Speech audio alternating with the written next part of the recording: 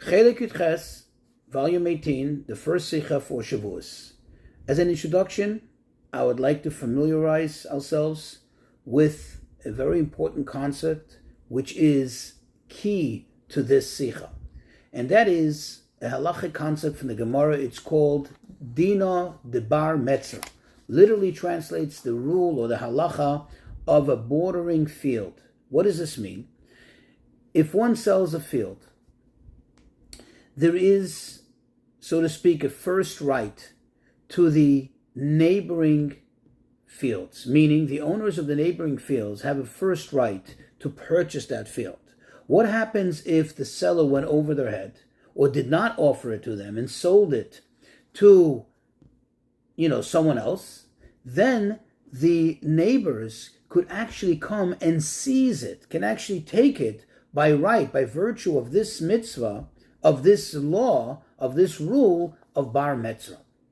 And of course, they would have to compensate the purchaser for the fair market value or what have you. Now, what is really the logic behind this? Because there's a verse in the Torah that says, "V'asisa hayosher v'atov be'enei Hashem elokecha." You should do that which is right and good in the eyes of Hashem.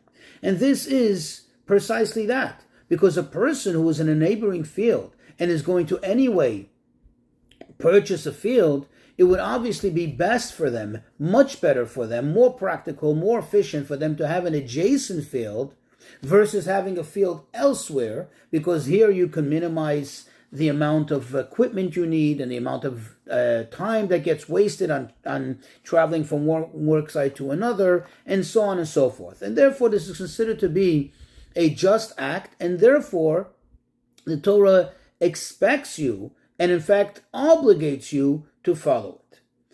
But there are several rules which I wanted you to be familiar with to help us get through the sicha. Number one, this only applies to land, to like real estate, not to movable objects, not to things that can be sold or transported from one place to another.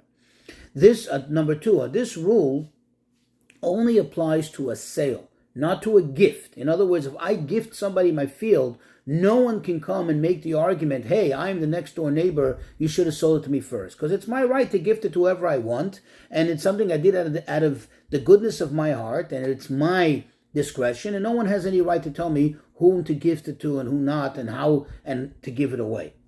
Another thing, another rule, if the purchaser who purchased that field, who is not the neighbor, happens to be a partner to the seller, meaning they have already some business relations, then that overrides the din of bar metzra. In other words, it falls away because they have an inherent closeness, and that gives them priority. Another rule, if the purchaser has a very mitigating circumstance, in other words, they're in a desperate state and they must have that field for whatever reason, then this overrides the, quote, justness and goodness of the act, of the law, of the premise of bar metzra. And another thing that I want to emphasize again is, even after the purchase has already been settled, meaning he's already bought and already made an act of acquisition of the field, still the neighbor, the bar metzra, can come and seize the field. Now, every medrash that we have is not just stories. Many times it seems like it's just giving us the back end stories of things, which is very interesting, very amusing. That's not the case. Since it's part of Torah, the midrashim on the various episodes of the Torah that gives insight or more detail into the stories or the story behind the story is actually to teach us very important, deep, and fundamental lessons and virtues and values in Judaism. So in this sicha, we're going to examine one of the very important stories that in relations to Matan Torah, to the giving of the Torah, specifically when Moshe went up to receive the Torah and receive the tablets, and it will give us insight as to what is the purpose of Matan Torah, and what is our mission as the Jews, those who receive the Torah. So the Talmud relates that, quote, when Moshe went up to the heavens to receive the Torah, so the administrating angel said before Hashem, Master of the universe, what is a person? What is a human being? What is one born to a woman doing amongst us? Hashem responded to them, oh, he came to receive the Torah. So they, the angels, said to Hashem, this hidden treasure, which has been hidden for 974 generations prior to the creation of the world, it's so special, it's so rare, and you now seek to give it to mortal beings?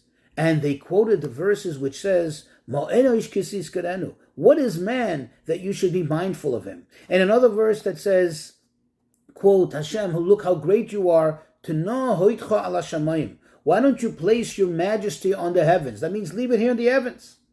So Hashem, HaKadosh Baruch Hu, turns to Moshe, and he says to him, why don't you respond? Why don't you give him an answer? So Moshe said to Hashem, Master of the universe, the Torah that you are giving to the Jewish people, what does it say in it? And it starts off, of course, the first commandment of the 10 Commandments is, Anochi Hashem Elokecha, I am Hashem, your God, who took you out of Egypt. So he turns to the angels and he says, have you guys been enslaved in Egypt? Were you working for Pharaoh? Were you in bondage? What do you need the Torah for?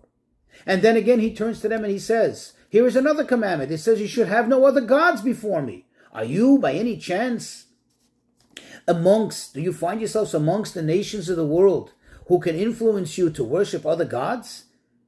Not at all. So why would you need the Torah? And then he said to them other points. For example, in reference to the mitzvah of keeping Shabbos, of resting, he says, do you guys work for a living? Do you guys toil hard during the week that you need a day of rest? Or he says to them,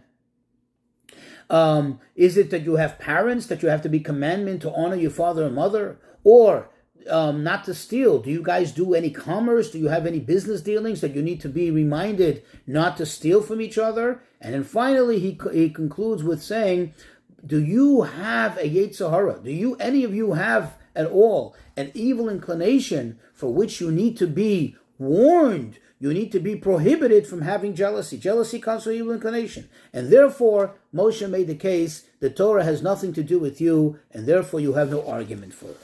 Now, in understanding this narrative in the Talmud, and understanding the story, the commentaries bring various points, various interesting commentary as to what went on over here, what the arguments of the angels were, and what the arguments of the angels was, and what the arguments of Moshe were.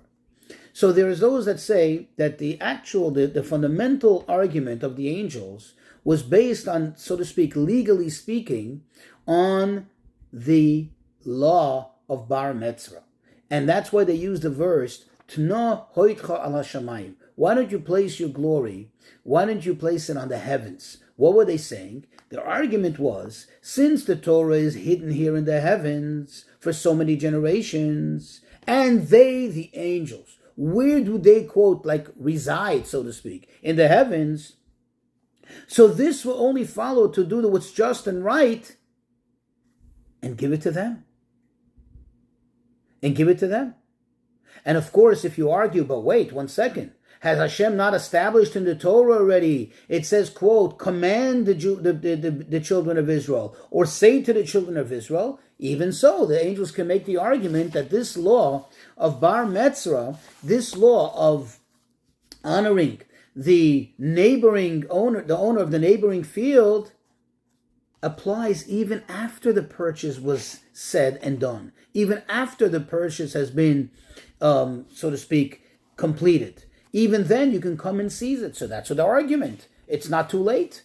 Regardless of the fact that Hashem had already, quote, commanded it to the Jewish people, we still have a right. The Torah should belong to us. The Torah should be given to us. And according to these commentaries, what is the counter answer that Moshe gave according to this? So number one, there's a suggestion that perhaps Moshe said the Torah is considered to be metaltalin, like movable objects, and doesn't have the status of land. In fact, we see it actually in the words of the Alter Rebbe in Tanya, where he describes how the Torah, although it originates in the wisdom of Hashem himself, yet it comes down, it evolves. It doesn't evolve, but it actually comes directly down, just like water trickles down from the mountains, the original thing that comes all the way down. That it has the hallmarks of a movable object. So that's one answer. Another answer is that, hey, this whole law applies only to a sale, not to a gift. And Hashem is no saying HaTorah. Hashem gifts us the Torah, and therefore they have no argument. Number 3, another suggestion.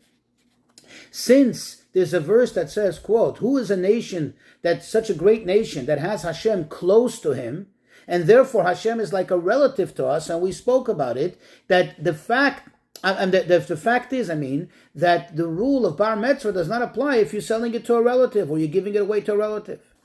Another answer that some commentaries suggest, that Moshe, we find before his passing, he is referred to as Ish HaElokim, a man of God. And the Talmud says that he was half and half. Half of him, meaning his upper half, was literally like a celestial being that finds itself in the heavens, and his lower half was like a human being, and therefore he is, quote, close to Hashem. He is like in the heavens. That's another suggestion. Number 5, another suggestion is there's a rule that says, there's a Talmud that says, that any judge that rules an honest, true Torah verdict, meaning he does everything consistent with the Torah, in the full and absolute truth, with true, genuine Torah truth, that person becomes, quote, like a partner to Hashem. Now, if you're a partner to Hashem, then we said before in the introduction that once someone is a partner to someone, they have some business relations, they get first licks, and the whole rule of bar mitzvah falls away. Now, the Rebbe says, let's take a little moment to analyze these interesting suggestions. And the last 2, one can make the following argument, because the last 2 focus in on Moshe. And let me just remind you, either Moshe being, quote, a man of God, meaning he's in the heavens anyway, so he is also a neighbor. And number 2, that since he was a true judge, as it says that he judged the people, so he becomes like a partner to Hashem. So on this, of course, you can counter and say, wait, 1 second. Moshe didn't come to receive the Torah for himself. If anything, he was almost like a middleman in this sense. He was receiving it for us. So how does that answer for us? How does that counter the argument of the angels? Well, says the Rebbe, this we could also answer. Because the truth is that the Jews themselves, meaning we, the children of Israel, what makes us Jewish? What makes us the children of Israel? The virtue of the fact that we have a soul. That soul, it says, is, quote, chiseled and a part of the holy heavenly throne. So we are close already. In other words, that's where our original residence is, so to speak, and therefore we are neighbors. And number 2, since we already had observed the mitzvah of Shabbos, which, by the way, we received the mitzvah of Shabbos for the first time, not in the 10 Commandments, but already at one of the first stops that they made. After leaving Egypt, after crossing the sea, it says that Hashem gave them already some of the mitzvot, and that was Shabbat. Now we know that the rule is, the sages tell us that one who recites Vayechulu, one who observes the Shabbos, and pronounces, as we do in the Kiddush, we say that Hashem completed the heavens and the earth, and he created the entire heavens and earth for 6 days, and then he rested on the 7th. Whoever recites those few verses becomes, quote, a partner to Hashem in the creation of the world. So we're partners. So this does have merit. This does make sense. And it's not specifically about Moshe, it's about us. So this is very nice. All these answers are really nice and really intriguing. However, there is a fundamental problem with all these commentaries, with all these answers. And that is, where do you see it in the words of Moshe? In the way the Talmud describes the narrative, you don't find a suggestion of any of these. These are very interesting points, but it's not what it says in the Talmud. And, moreover, the latter three answers that, are trying to make the point that we, the Jewish people, are closer to the heavens, again, that seems to be antithetical to what Moshe said.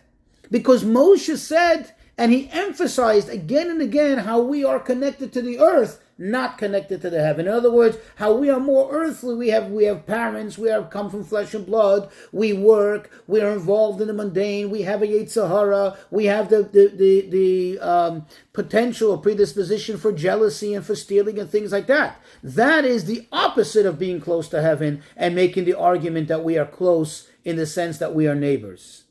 So that cannot be, so to speak, justified as what Moshe is saying. We need to still understand how and what happened here. In other words, what was the argument really of the angels and what was Moshe responding to them? Now, another few questions that we can ask on the generality of these commentaries is, number one, remember, the argument that the Torah is a movable object really doesn't fly here. Because what is the logic behind that? In other words, what is the logic behind the fact that since something is a movable object, therefore the din of bar mitzvah, this rule does not apply? That is because the argument basically is, look, you don't have to buy it here. He didn't have to sell it to you because you happen to be in close proximity, because this is something of the nature that if you can't buy it here, you buy it elsewhere. This is not your only chance. You see, land, if it's this piece of land, you can only buy here. You can't buy this piece of land elsewhere. But if it's a movable object, you buy it elsewhere. You transport it. You'll just deal with some logistics. But this argument can't be made for the Torah, because the Torah is not an item that can be bought elsewhere. So what kind of answer is this? Now, another argument, remember we said, because the Torah, according to one of the commentaries, because the Torah has a status of a gift and it's not a sale.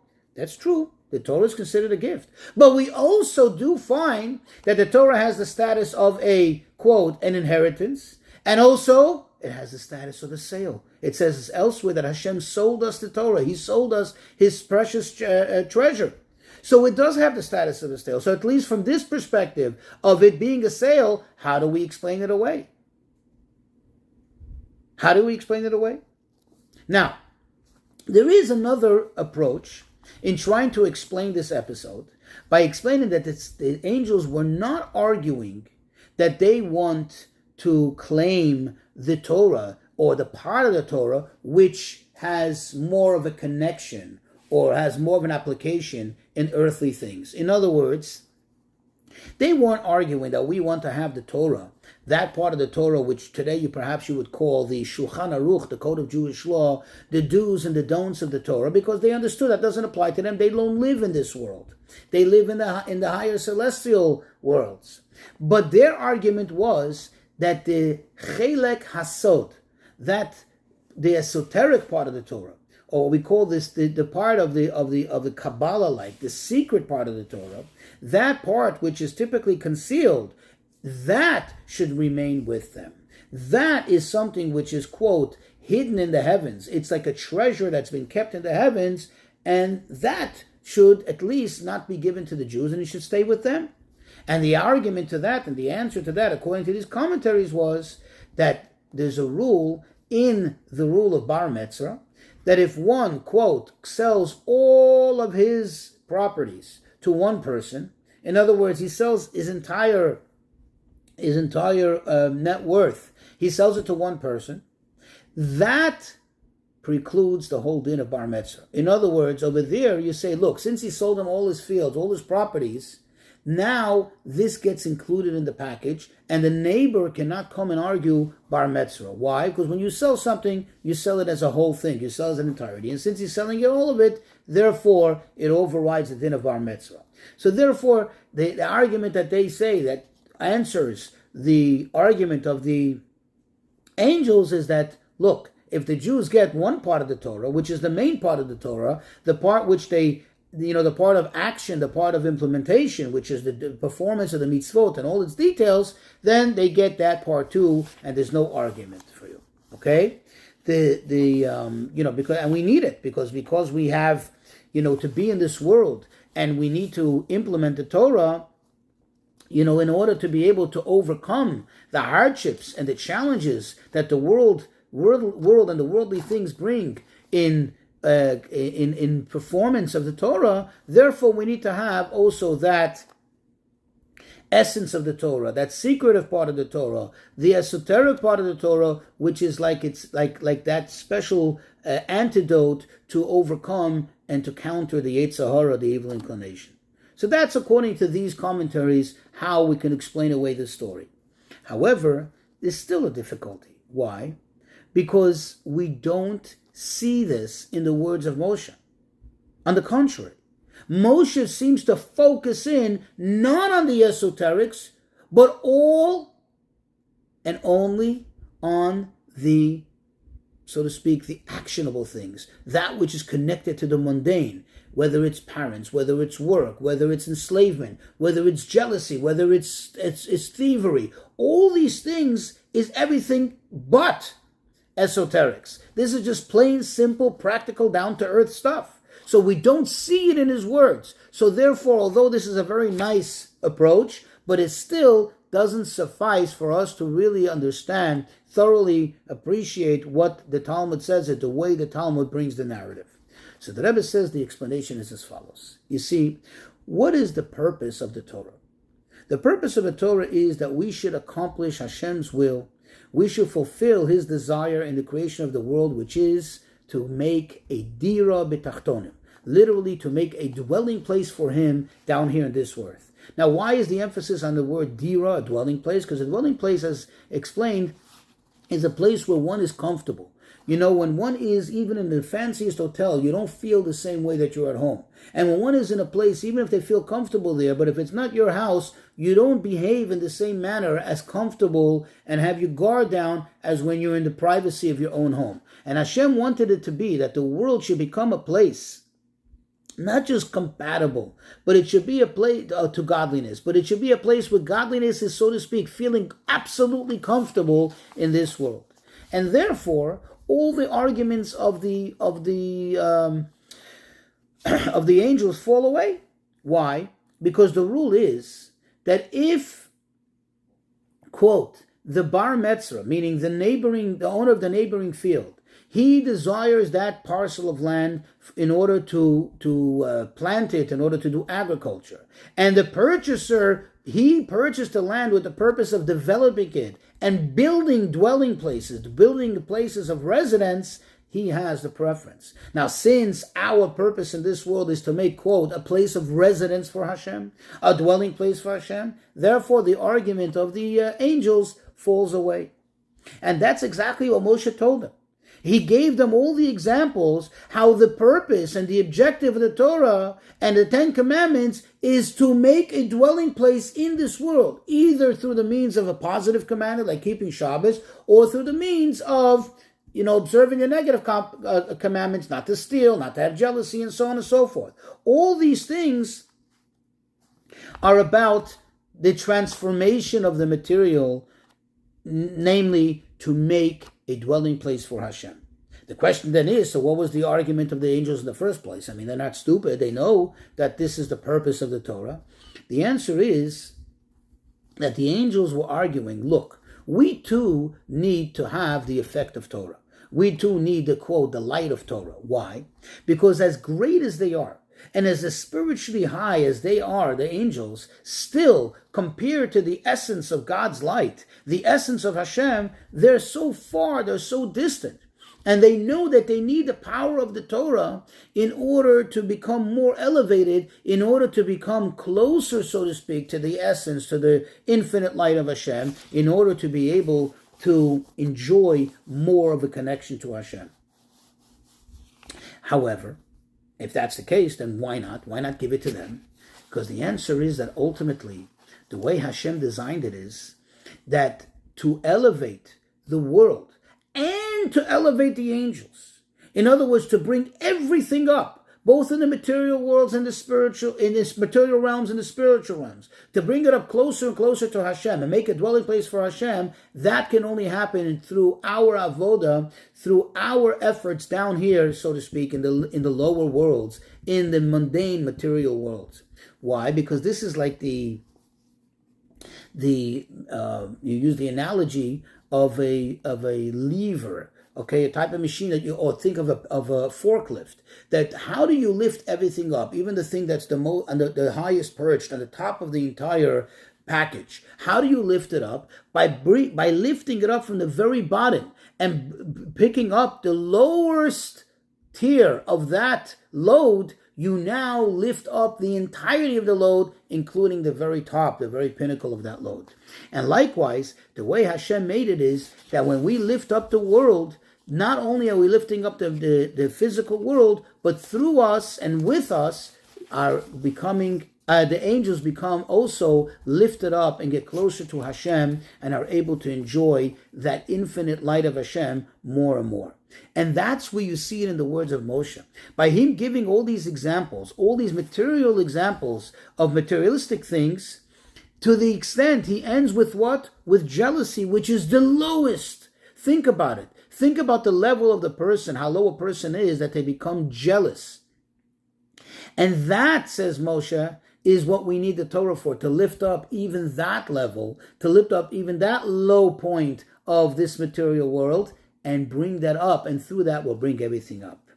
And the angels are not able to accomplish this. This has to be done specifically through us, and therefore, although they had an argument, hey, we want the Torah, we need the Torah for our benefit, Moshe's answer was certainly decisive in shutting down their argument. And why do we need the Torah? In other words, in conclusion, why do we need to have the Torah specifically to accomplish what we have to accomplish? Because if you think about it, what is in the Torah? The essence of Hashem is hidden in the Torah. In other words, when we study Torah, Hashem says, quote, Osi atem lochem. You're not just taking the Torah, you're not just taking my wisdom, you're taking me. I am in the Torah. So when we connect to Torah, we connect to Hashem. What is Hashem inherently? When you think of God, what do you think of? The power of the Creator. He's the creator of the worlds. So when we have to transform the world, think about it. That, in a sense, in a certain sense, is a form of creation. We're really creating one thing from another thing. Almost like what Hashem did. He did yesh me'ayin. He created something from, quote, nothing. And we take the material of the world and we transform it, thus creating something new from it, which is spirituality, lifting it up and connecting it to Hashem. And that is the explanation of what Moshe said. And if you think about it, that's exactly what you can find in the words of Moshe, how the Rebbe so masterfully explained, what they argued and what Moshe answered them, and how that all makes sense.